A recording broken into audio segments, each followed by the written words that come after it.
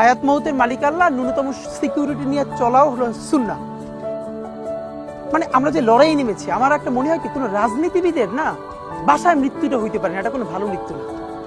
যিনি রাজনীতি করেন, যিনি লড়াই করেন, যিনি বিপ্লবী, যিনি সংগ্রামী, তার মৃত্যুটা হবে একটা সংগ্রামের মধ্য দিয়ে, একটা রাজপথে, একটা গ্লোরির মৃত্যু। আমি তো ভীষণভাবে প্রত্যাশা করি, আমি ছোটবেলা থেকে এই স্বপ্নটা দেখি, অনেক জায়গায় বলেছি, একটা তুমুল মিছিল হচ্ছে অন্যায়ের বিরুদ্ধে, সেই মিছিলের সামনে আমি আছি, কোনো একটা বুলেট এসে আমার বুকটা হয়তো বিদ্ধ করে দিয়েছে, এবং সেই মিছিলে আমি হাসতে হাসতে আমি শহীদ হয়ে গেছি। এবং সবাই যখন মৃত্যুটাকে ভীষণ ভয় পায়, আমি তখন হাসতে হাসতে আল্লাহর কাছে ভীষণ সন্তুষ্টি নিয়ে পৌঁছতে চাই যে আমি একটা ন্যূনতম ওই জীবনটা লিড করতে পারলাম, যে আমি একটা ইনসাফের হাসি নিয়ে আমি আমার আল্লাহর কাছে পৌঁছতে চাই।